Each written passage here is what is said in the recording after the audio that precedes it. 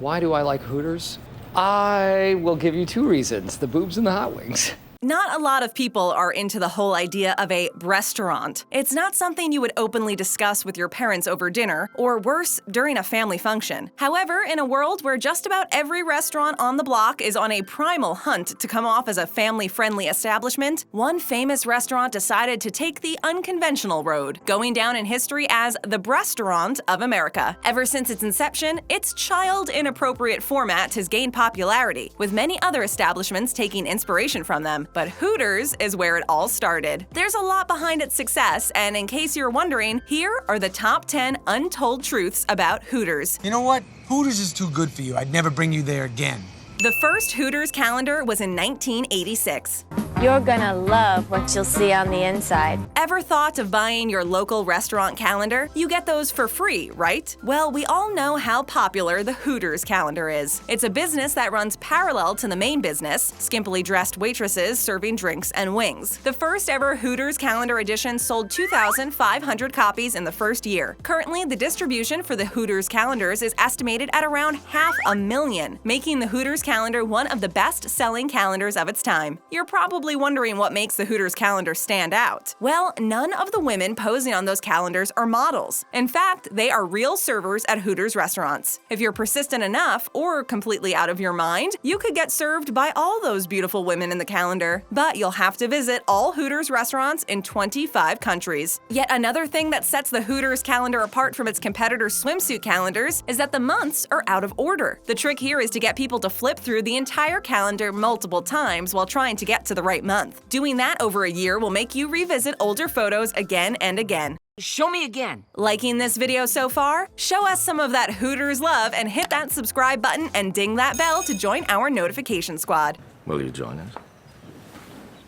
Hooters was inspired by Saturday Night Live. Live from New York. It's Saturday night. Back in 1983, on April Fool's Day, 6 Clearwater, Florida businessmen with little to no restaurant experience founded Hooters. The first Hooters was opened on a site of a former run-down nightclub in Clearwater. In the years that followed, the business changed hands to the current owners, two privately held companies which came together to form Hooters, Inc. Hooters got so popular at one point it had a total of 460 locations in 25 different countries. You might have wondered how a bunch of businessmen from Clearwater, Florida managed to come up with a name that was so cleverly matched up to its significance back in 1983. Today, coining a name to hit the market as hard as Hooters did will take a string of creatives and a PR budget. What you probably don't know is that the name came super easily. It might come as a shocker, but the name Hooters was actually inspired by a Steve Martin monologue that featured in the May 17, 1980 episode of Saturday Night Live. In the monologue, which was titled I Believe, he said, "I believe it's derogatory to refer to the breasts as boobs, jugs, golden bazaars, Winnebagos, and that they should only be referred to as Hooters." With that slightly comical and obscene statement made on television, the world-famous Hooters restaurant idea was born. Hooters probably owes the success of their business to Steve Martin. It would be a pity if he didn't live to reap from the success of his genius. At least he gets the credit.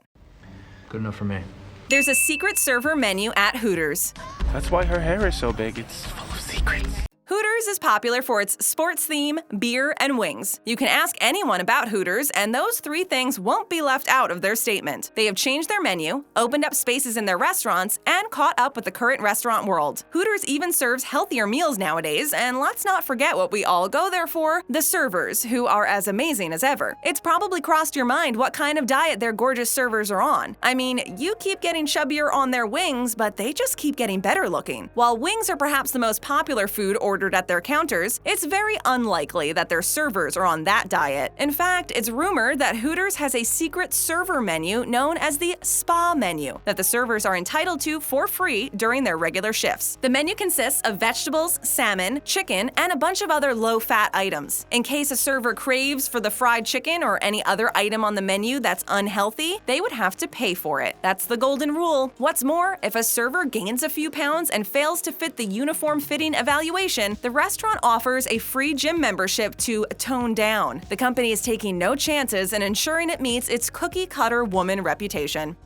You can't resist us, Mr. Powers. You can't resist us, Mr. Powers. Hooters owners were convinced it would fail. Failure is not an option. It's hard to think of something that would kill the Hooters vibe. It's an idea so remarkable that its bad reputation was overtaken by its popularity. Think of it this way. This is a restaurant that was looked down upon and thought to be the most immoral form of food service ever invented on the planet. It's what modern-day people would think about eating a family fun meal like pizza in a strip club. You would probably have to get into an uptight 1983 mindset to get how crazy this idea might have been for the founders. 35 years down the line, Hooters is the most successful business of its kind. Back in 1983, things weren't any easier, and the original Hooter 6, as they are known, were sure there was no way on earth their idea would live to see light. They felt their idea so ridiculous, they opened the restaurant on April Fool's Day. What's funny is they even went ahead and constructed a small graveyard on the property, an acknowledgement and honor to all the businesses that had failed at the same site. That's funny! Little did they know, they had just created an indestructible, one-of-a-kind restaurant that would grow into a $2 billion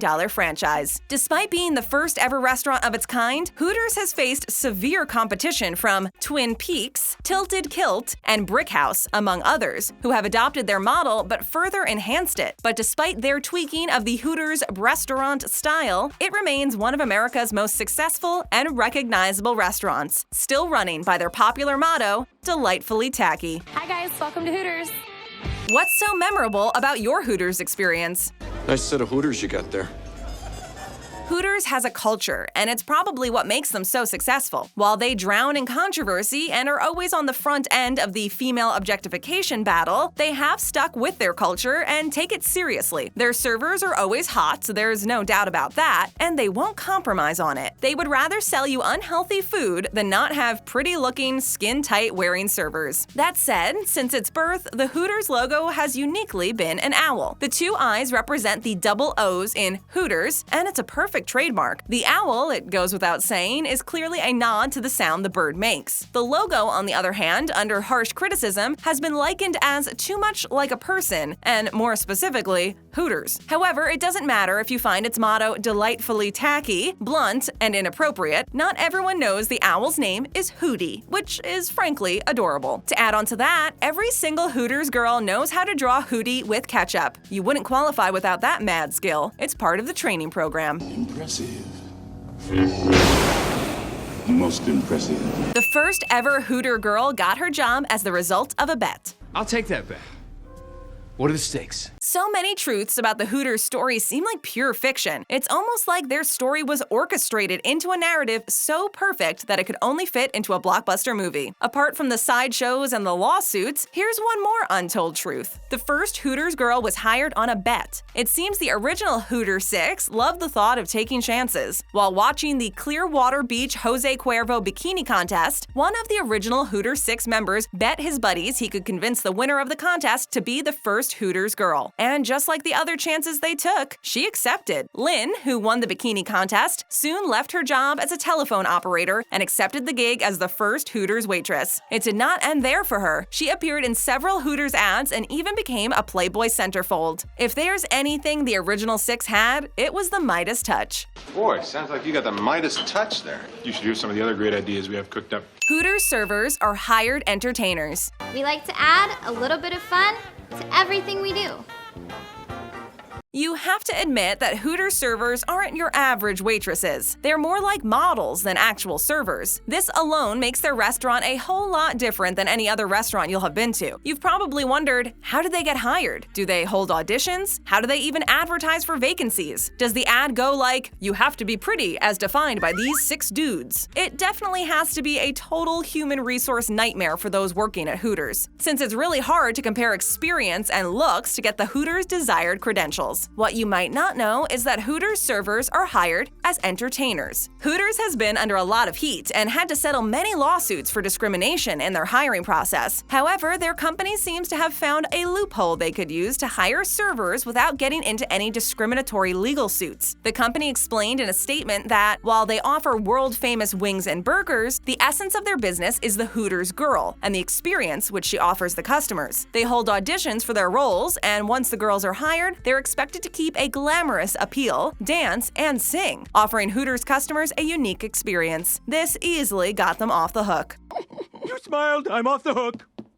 Hooters had a TV show. Okay, well, look, we're doing a show here now, and we're going to have to go now. Hooters is as much in the entertainment business as it is in the restaurant business. They are clearly in their own league. You probably think this is one of their ways to cut corners by avoiding a lawsuit, but you're wrong. The Hooters Girls might now be entertainers by American law, but they did, in fact, at one point in time, run a television show. Back in 1987, Hooters Night Owl Theater hit the small screen, and for 8 years, viewers had the chance to watch Hooters Girls introduce and host late-night cable movies. This particular show was syndicated in 13 major markets globally. It was later renamed Hooters Movie of the Week. This trend continued until 1995 after yet another legal tussle. Oh, Lord, here we go again. Hooters girls must have their hair down at all times. Only wear your hair in a ponytail once a week. So I guess you pick today. Many restaurants around the world emphasize that their servers wear their hair up for sanitary reasons, and also to avoid health violations. But at Hooters, it's the complete opposite. All the servers are required to wear their hair down for every single shift. You'll never find a Hooters server with her hair up. It doesn't matter how busy she is at any given time. They're also not allowed to change their hair. Once, a Hooters girl was fired for highlighting her hair. However, at the end of the day, Hooters ended up paying $250,000 when the courts ruled in her favor. Hooters servers also need to follow strict uniform rules, including nail polish and scrunching their socks in the right fashion, among many other tiny details. Let down your hair. Hooters has been sued multiple times. Yeah, you're definitely being sued. Hooters has had their fair share of lawsuits. Men are not a big part of Hooters, not as servers at least. However, men do work at Hooters as kitchen staff, bussers, and even hosts. The restaurant has stood its ground that hiring men as servers would go badly against the entire premise, and this has landed the restaurant into a lot of problems. Back in 1997, 4 men from Maryland and 3 men from Chicago sued the company after they were denied employment opportunities. As you have guessed, they received compensation for not getting hired as servers in 2009. At this rate, Hooters should just open up a new department to deal with lawsuits. They just keep coming. Although this may be the case, it is safe to say that Hooters remains one of the most successful restaurant franchises of its time. There are locations all over the country. Not only do they have entertainers on hand to tend to your every need, but a fantastic menu of all American classics to get your taste buds going. If you have yet to visit a Hooters location, one thing is for sure, a visit to any of the Hooters locations around the country is going to be a meal that you will not be forgetting in a hurry. There were nights we'll never remember. We don't want you to forget about us either, so be sure to click that subscribe button and ring that bell to join our notification squad. And we'd love it if you clicked on one of our other great videos.